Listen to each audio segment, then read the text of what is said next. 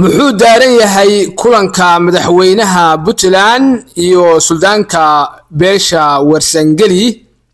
madaxweynaha maamulka Puntland Siciid Deni wuxuu magaalada Boosaaso kula kulmay Suldaan Siciid Suldaan Cabdisalaan oo ah suldaanka guud ee qabiilka Warsangeli iyo wafdi ballaaran oo uu hogaaminayo.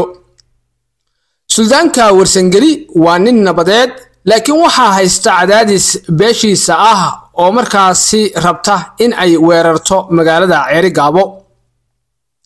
qabiilka Warsangeli oo kamid ah ardayada beesha Harti mar walba waxa ay isku siyaasad iyo isku aragti yihiin beesha Majeerteen, halka dab iyo gaas ay isku yihiin beesha Dhulbahante oo aanay isfahmin.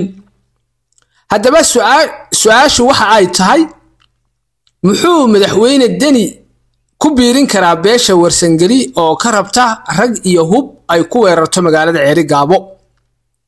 hogaamiyaha Puntland Siciid Cabdilaahi Deni waqtigan uma diyaarsana in uu ka dagaalamo Ceerigaabo, isaga ayaana markaasi ay dhibaato ay haysataa. dhibaatooyinka haysta Siciid Deni waxaa kamid ah waxaa dagaal kaga furan yahay buuraleyda gobolka Bari oo kooxda argagixisada ah ee Daacish ay haysato, sidaas darteed laba furimood kama wada dagaalami karo mar qura. qodobka labaad, hogaamiyaha Puntland Siciid Deni wuxuu sanadka soo socda 2026 isku diyaarinayaa in uu u tartamo madaxweynaha dowladda federaalka Soomaaliya, sidaas darteed wuxuu rabaa in uu helo codka xildhibaanada beesha dirta ee ku jirta baarlamaanka Soomaaliya. sidaas darteedna ma colaadsanayo dadka waliba kuwa ka soo jeeda Somaliland. qodobka saddexaad, madaxweyne Deni haddii uu ka qayb galo dagaalka Ceerigaabo oo ciidankiisa lagaga adkaado oo awoodiisa la wiiqo, taasi waxa ay fursad u tahay ninka cadowgiisa ah ee Asad Diyaano oo iminka ah taliyaha ciidanka booliska Soomaaliya oo Xasan Sheekh u magacaabay dhawaan.